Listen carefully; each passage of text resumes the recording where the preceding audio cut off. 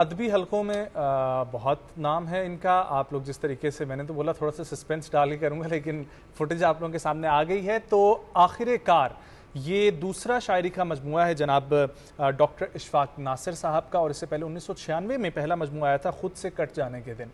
उसके काफ़ी अरसे बाद ये दूसरा मजमुआ आया है, और इसकी गुज़िश्ता दिनों Pakistan national council of art PNCA में तकरीब रुनुमाई मुनक्किद की गई, जिसकी सदारत जो है वो पाकिस्तान के एक मुमताज़ शायर व अदीब जनाब इफ्तिखार आरिफ साहब फरमा रहे थे, और किश्वर नाहिद साहिबा तकरीब के मेहमान खुसूसी थी। इसके अलावा मुख्तलिफ शोरा जिसमें रहमान हफीज़ साहब, हसनैन साहिर साहिबा, अख्तर उस्मान साहब, हमीद शाहिद साहब, वहीद अहमद साहब और दीगर शोरा मौजूद थे। तो आज हमारे साथ शख्सियत मौजूद हैं जनाब डॉक्टर इशफाक नासिर साहब। उनके दूसरे शायरी के मजमूए आखिरकार पर गुफ्तगू करेंगे। अस्सलाम वालेकुम डॉक्टर साहब, बहुत शुक्रिया वक्त निकालने के लिए। खैरियत से हैं सर आप? बिल्कुल ठीक, आप सुनाएं। अल्हम्दुलिल्लाह। डॉक्टर साहब, सबसे पहले तो मुबारकबाद आपके दूसरे शायरी मजमूए के लिए। बातों का आगाज़ करेंगे और आपसे रिक्वेस्ट भी करेंगे कुछ आप कलाम अपना ज़रूर हमारे सामने रखें, लेकिन सर कौन सी फ़िक्र और सोच ने आपको मजबूर किया था बैक इन डेज़ जो आपने शायरी शुरू की थी? मेरा नहीं ख्याल ये कोई फिक्र या कोई सोच मजबूर करती कोई है। आमद होती है? ये गॉड गिफ्टेड चीज़ है। ये अल्लाह मियाँ ने आपके अंदर एक चीज़ रखी होती है। जब आपको माहौल मिलता है तो यानी बीज में हर चीज़ रखी होती है उसने, जैसे ही उसे प्रॉपर अपना माहौल बनेगा वो पौधा खिल उठेगा। तो नशो-नुमा के लिए सर वो माहौल कौन सा? माहौल मेरे घर का माहौल था। मेरे सारे बहन भाई पढ़ने वाले थे, उनके जो दोस्त आते थे वो बड़ा अच्छा अदब के साथ उनका ताल्लुक़ था, तो इस हवाले से घर में माहौल था। फिर वालिद साहब पढ़ने, भाई जितने थे, बहनें थी, तो घर में जो माहौल था वो पढ़ने लिखने वाला था। और फिर साथी ऐसे अच्छे मिले, स्कूल्स में गए तो literary society, debating competition, Allama Iqbal को पढ़ाया जाता था। तो ये सारी चीज़ें फिर वो हमने शुरू में ही, यानी 8th क्लास में थे तो एक कंपटीशन हुआ जिसमें इलामा इकबाल के जिसको सबसे ज़्यादा शेर होंगे उनकी ट्रॉफ़ी दी जाती थी। तो बस ऐसे पढ़ते पढ़ते ही लिखना शुरू। सर आप तो लेप्रोस्कोपिक जनरल सर्जन हैं और शायरी भी करते हैं, ये दोनों तो बड़े डिफरेंट कॉम्बिनेशंस हैं, इनको आप किस तरीके से मैनेज करते हैं? लोग मुख्तलिफ हैं, ब्यूरोक्रेट्स हैं, ये काम करते हैं, होम्योपैथिक डॉक्टर्स हैं वो काम करते हैं। ये तो बेंट ऑफ माइंड है ना कि आप ये एक थोड़ा सा डिफरेंट सोचने वाले लोग होते हैं। और ये हमारा जो जनरल सर्जरी है ये हमारा प्रोफेशन है कि आपने माश के लिए कुछ ना कुछ करना होता है। तो शायरी को जरिया कोई माश तो नहीं है, ये आप थोड़ा सा डिफरेंट बेंट के साथ सोचते हैं, लिखते हैं, महसूस करते हैं और अपना चीज़ें एक्सप्रेस करते हैं। एक तरीके की मेडिटेशन भी है, आप कह सकते हैं। ठीक है। अच्छा सर, आपका पहला शायरी का मजमुआ खुद से कट जाने के दिन 1996 और अब 2023 में आखिरकार, कैसे दोनों चीज़ों को एक दूसरे से अलहदा या मुनफरिद जो है वो रखते हैं, या ये समझते हैं कि वो शायरी का पहला मजमुआ था, ये शायरी का दूसरा मजमुआ है, या कुछ है? पड़ाव होता है, वो उस वक्त का पड़ाव था, फिर सफ़र करते रहे, ये अब दूसरा पड़ाव है। वो उन दिनों की कहानी थी?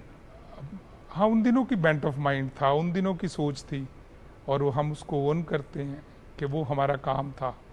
लेकिन ये वक्त के साथ ग्रेजुअली आप ग्रो करते हैं, चीज़ें बेहतर करते हैं, और फिर वो आपकी सोच में, आपकी आदत में, आपके करैक्टर में चीज़ें आपकी शो होती हैं कि आपने कितना ग्रो किया। अच्छा, मैंने अभी ऑफ द रिकॉर्ड एक जिक्र किया था, तो आपने चूंकि ना हमें गाइड करना है, आजकल की जनरेशन आपको पता है कि वो आपने जो जिक्र किया ना इलामा इकबाल का, वो हमारे साथ एक्सपीरियंस ही नहीं हुआ। मैं ये समझता हूँ हमारे साथ एक्सपीरियंस हुआ होता तो हमारी जनरेशन में बहुत सारे शोहरा जो है ना वो निकलते। तो सर मैंने भी जिक्र किया था ऑफ द रिकॉर्ड के मौज़ूआत, तो आपने कहा कि शायरी के मौज़ूआत नहीं होते। तो सर किस तरीके से काम ना हम लोग समझ सकते हैं कि आपने एक नज़म लिखी या एक अपना कलाम लिखा, तो उसके पीछे भी तो एक सोच होती होगी ना सर, ये वो भी खुदादाद सलाहियत का जो आप जिक्र कर रहे हैं, वो आमद जो होती है, तो सर वो भी तो किसी मौजू के ऊपर ही होती होगी ना, या वो किस तरीके से आती है आमद? एक्चुअली जो नज़्म होती है ना वो एक ही थॉट होती है, एक ही मौजू पे या एक ही तसलसल में होती है। गज़ल का मामला थोड़ा सा डिफरेंट है। गज़ल में ये होता है कि आपके 6 शेर हैं या 7 शेर हैं, ठीक है, और 7 के 7 मुख्तलिफ मौजू होंगे, यानी आपने पूरे का पूरा मौजू 2 मिसरों में क्लोज करना होता है, पूरा बंद करना होता है। जैसा आपने कहा कि आपका इल्हाम इकबाल से और इनसे, तो हमारा सोसाइटी का ये, मैं तो इसको अलमिया कहूँगा, सही बात है कि हमें अपने हीरोज़ का पता ही नहीं है, उनके काम का पता नहीं है। आप अगर इंग्लैंड को देखें तो मैग्ना कार्टा 1700 में हुआ, लेकिन उसके बाद जो इंग्लैंड ने ग्रो किया है, इंग्लैंड ने अपनी एक एस्थेटिक्स की बुनियाद रखी है।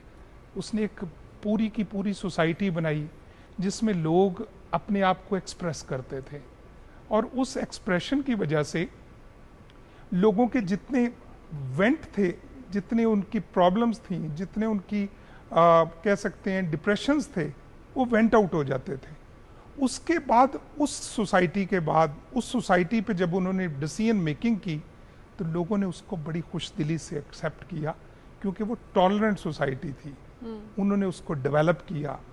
ये हमारे जितने लोग हैं, हमारा पूरे का पूरा कल्चर जो है, हमारा वारिस शाह है, हमारे पास है, इल्हामा इकबाल हैं, ये फैज साहब हैं, मुनीर नियाज़ी है, लोगों को इनका पता ही नहीं है। अगर नाम सुने हुए होंगे, पता नहीं कि उन्होंने कहा क्या है। तो मेरा तो ख्याल है कि ये बड़ी हमारी बदकिस्मती है कि हम अदब को उस लेवल पे तरवीज नहीं कर रहे अपनी सोसाइटी में, अपने स्कूल्स में, अपने कॉलेजेस में, जो हमने देखे थे। बिल्कुल सर, शायरी की बात हो ही रही है तो हम चाहेंगे कि आप कुछ ना कुछ अपनी किताब से हमें सुनाएं प्लीज सर। मैं एक शेर, एक गज़ल के कुछ अशार सुनाता हूँ। दश्त हो सकता है, जिंदान नहीं हो सकता। दश्त हो सकता है, जिंदा नहीं हो सकता। दिल मोहब्बत में परेशान नहीं हो सकता। फूल आया नहीं, खुशबू चली आई मेरे साथ। वाह। फूल आया नहीं, खुशबू चली आई मेरे साथ। इससे बढ़कर मेरा नुकसान नहीं हो सकता। वाह। देर से आए हुए शख्स से कहना है मुझे, देर से आए हुए शख्स से कहना है मुझे, अब कोई वादाओ पैमान नहीं हो सकता। वाह। मैं समझता था कि एक तेरे चले जाने से करियाए दिल कभी वीरान नहीं हो सकता। वाह। मैं समझता था कि एक तेरे चले जाने से करियाए दिल कभी वीरान नहीं हो सकता। मुझको कांटों ने शशो पंज में डाला हुआ है। मुझको कांटों ने शशो पंज में डाला हुआ है। रास्ता इस कदर आसान नहीं हो सकता। वाह वाह, बहुत खूब, बहुत खूब डॉक्टर साहब।